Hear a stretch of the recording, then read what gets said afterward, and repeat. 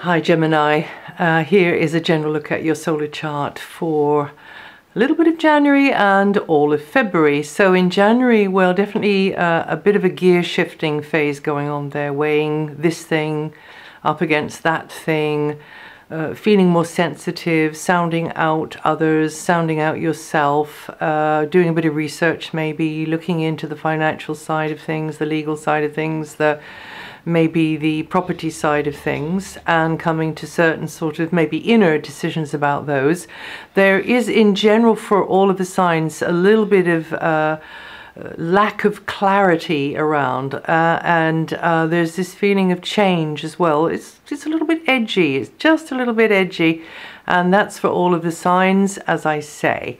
So it's not just you, and it's easier for you to keep lines of communication open, to keep, you know, that thing that Geminis do, you know, just keep that flow going between you and others, and even though you might be feeling a bit indecisive, especially from the 15th onwards, you know you need to do something about it, but maybe it isn't the best thing for you to jump the gun, you know, because you are in this weighing up phase. That's until the 19th of January, and if this is out around about mid-January, so you've got a little bit of that one to go. But by this time that you're hearing this, maybe you're just beginning to get to certain inner feelings of I'm going to say inner feeling of certainty, but there's so many different ways that I could be describing this particular energy, but your instinct is something that you should really trust at the moment, and that's going to help you to know which is really, really, really the best way to go on something. And then there is this in general feeling of a little bit of confusion, a little bit of sort of cloak and dagger, hall of mirrors, you know, it's not exactly clear, the energy around in January and particularly in February as well. And we are still undergoing, of course, the Uranus-Pluto transit, which is meaning that in this time of shifting into a new era, the power base across the world is shifting as well. So anyway, that's something else. But from the 15th to the 23rd, you are more inclined to be a bit jumpy about something. Again, this may be jumping at shadows that really aren't there, you know, something that is never going to happen, but you're stressing, you're worrying about it happening. And so just take yourself out of that sort of mind space and put yourself in somewhere where you can escape out of yourself and be enjoying yourself as much as you can, even if it's just sort of snuggling out and reading a book, you know, just because this energy, it may even interfere with sleep for some of you. But this is an area where you can do positive things like working from dreams, working on dreams, or through visualization, working through imagination, through spirituality, through healing, that kind of thing. Working from the level of just inner knowing, really. So that kind of goes beyond the rational mind. Your ruling planet, Mercury, now we're getting into February, so Mercury in February is retrograde, and but only up until the 11th, and then hold-ups will tend to decrease. All of this kind of, maybe somebody's been splitting hairs or being pernickety about something, and then things just kind of move on more smoothly from there on. And new potentials are definitely going to be in the wind in February. For most of February, in fact, I would say, yeah, it's going to be all of February. The sun, first of all, in February is in a very kind of outgoing area. It's an area of enthusiasm, of looking forward to something. It's a good time to launch into something new. And it's time to make plans to do that launching, even if you're not totally doing it yet, but you might be. So it's a good time to sort of lay down the plans, or it's a good time to actually get it all together, but you might need to take advice on something. You might need to get, you know, kind of rub shoulders with experts in a particular area, but travel and distant horizons are definitely on the cards there. Also signing up to learn something new or teaching something new, that is very much on the cards there as well. Different languages, different cultures, that kind of thing, but also different jargons, different you know, mindsets, and somebody giving you their slant on things, or others being interested to hear yours. That's more likely at that time there. And you're more aware of the distant horizons. You could be having information exchanges with others related to travel, related to learning something new, related to kind of getting your brain to work in a different kind of a way. And Mercury is really, really enjoying this particular house of your solar chart. So Mercury is tending to be to deliver in very positive ways, but you could be sourcing good information, but also you can be the one that others appreciate getting their information and their knowledge from, and they're asking you, you know, questions about your side of it, whatever your side of it is, whether it's a boring sort of form to fill in, or whether it's somebody asking you really, really good questions that you're enjoying answering. Now, until the 21st, Venus and Mars are in an area to do with authority figures, bureaucracy, officials, and they would tend to see you in a good light. They would tend to think, oh goody, you know, it's so-and-so, whoever you are, you're so-and-so. Well, I suppose that is the maximum, that they would sort of be rubbing their hands together in glee and going, oh goody, it's them. But this is an area of bosses, teachers, parents, officials, bureaucracy, red tape. Okay, so we usually kind of groan a bit at one or maybe all of those areas there, with Venus there, definitely that oils the wheels. You know, definitely she will help others to see you in a good light. You can make a good impression, and they will be able to facilitate you. You can connect with somebody who's got an authority or a power in this world that you need, and they can be very good enabler for you, and vice versa. You can connect with somebody who sees you as the one that will enable them.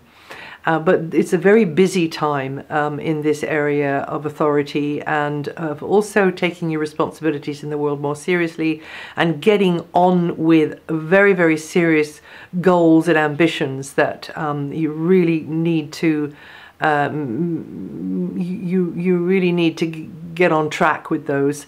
And this is the time to do it. And you could get frustrated at times with the powers that be, but I don't think overly so with Venus there. And so you can definitely make progress with the master plan, but also you will get help along the way with your lesser goals and ambitions as well as the master plan. And then from the 21st, both, well actually from the 20th and the 21st respectively, Mars and Venus both move out of there and move into the area of connecting with specialist groups. Those who've got a place in common, an idea in common, just an interest in common, and you could be connecting in with those types of people, but also in an organization, a club, you know, a circle, definitely a group of people who've got an expertise maybe, and they are all working together in their little bubble together, but also making new friends, making really crucial connections with others, you know, networking. This is a great time from the 21st, I'm going to say, onwards to network and pooling with others, knowledge, forces, resources, interesting exchanges going on there, and maybe even inspiring, because you just pick up those little nuggets of information which are so crucial to where you want to be going.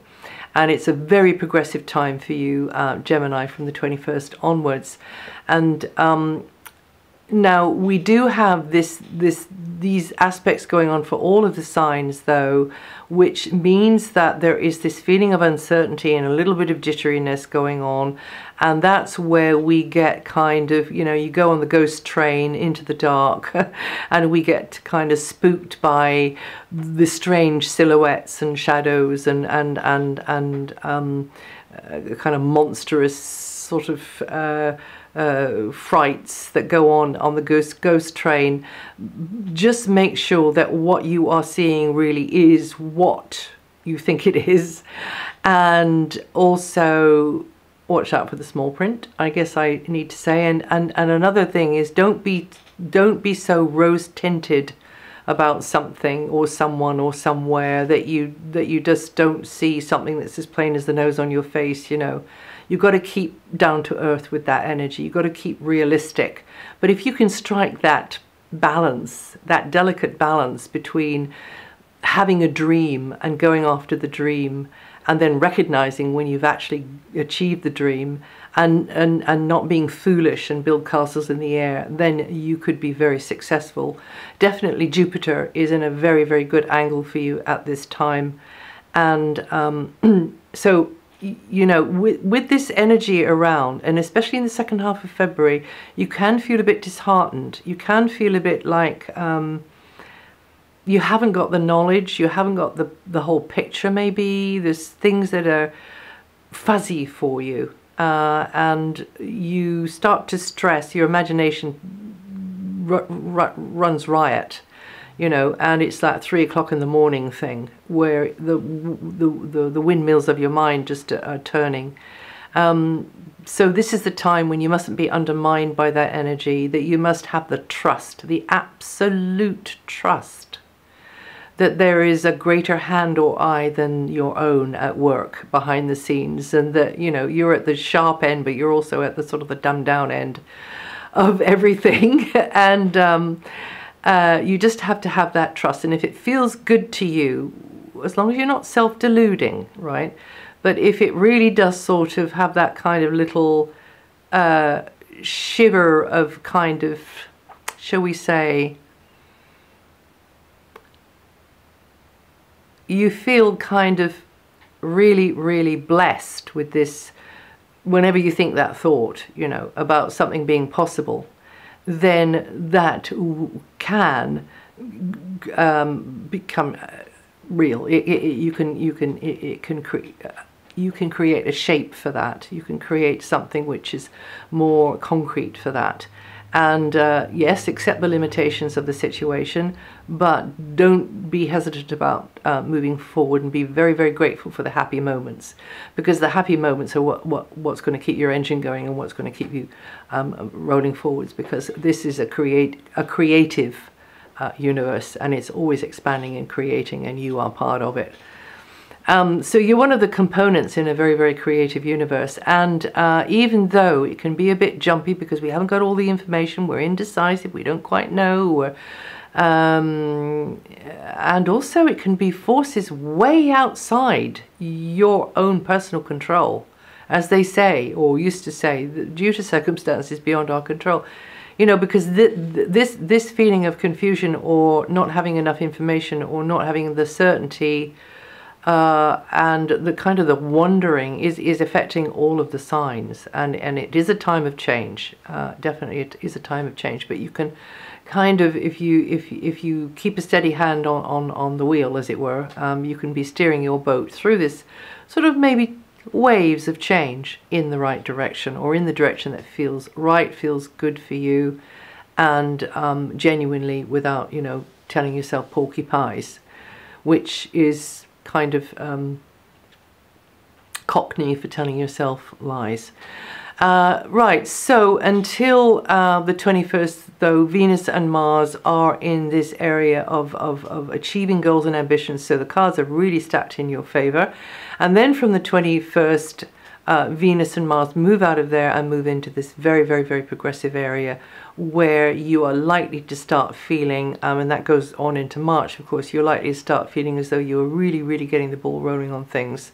and you maybe some cherished hope which had to be put on the back burner, which you couldn't get at, or you couldn't afford, or you didn't have time for. Now that comes to the front of your life, and you're able to get on with that, and that's connecting with groups of people, making new friends, making crucial connections with others, and picking up little nuggets of information along the way. And then we've got Saturn. Saturn is in a challenging aspect to your sign, because it's in your opposite sign now until June, and she will there means that it could manifest that you having to work harder at balancing your point of view with that of an opposite number, whether that is in your personal life or in, you know, sort of a professional way. But at times you'll be keenly aware of need for improvement, need for compromise, need for cooperation, and sometimes really, really frustrated because you feel blocked, you feel narrowed down, you feel limited. And on the other hand, it can make or break a relationship actually, but on the other hand, many people I've seen get married under this because they want to make it more formal, they want to make it more official, they want to make it for the long term. But if it's not like that, then it will be the breaking of a relationship and moving on into something else, whether that is you know, for good or ill.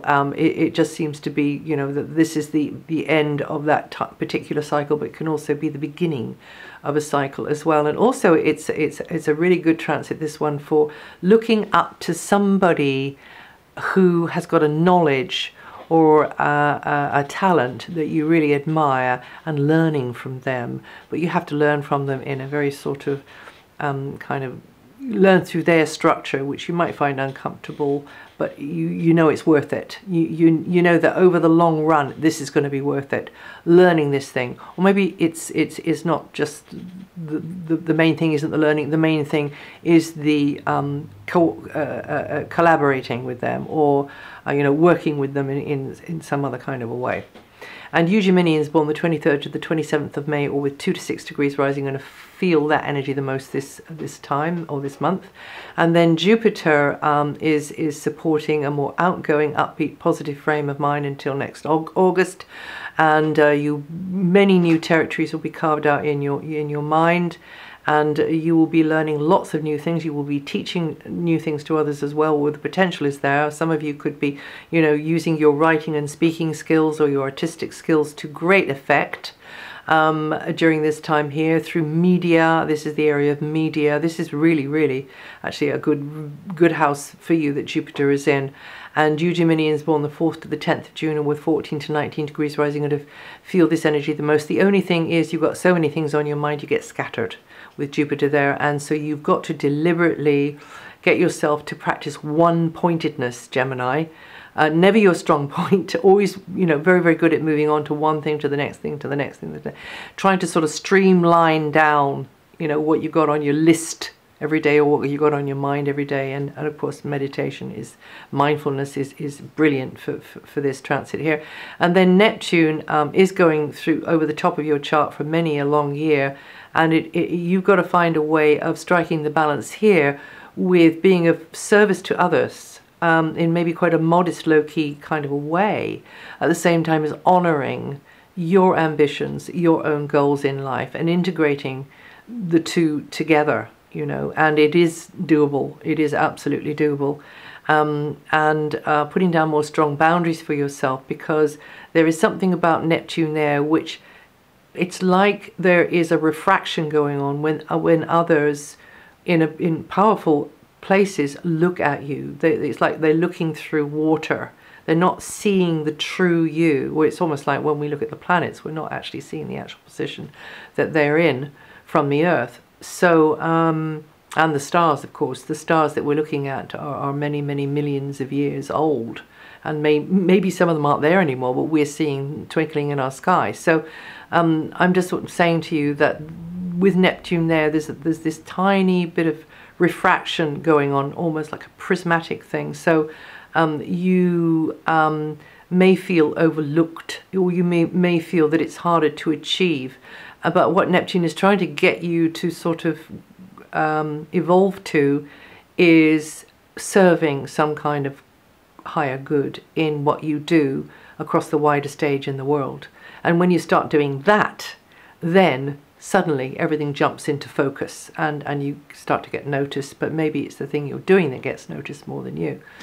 And you Geminians born the 27th to the 30th of May with 6 to 8 degrees rising, going to feel that energy the most this month. And listen to your rising sign or your moon sign, that might be useful. And also all of this is written up on my website, probably more than I've given you here. And I'll see you the next time.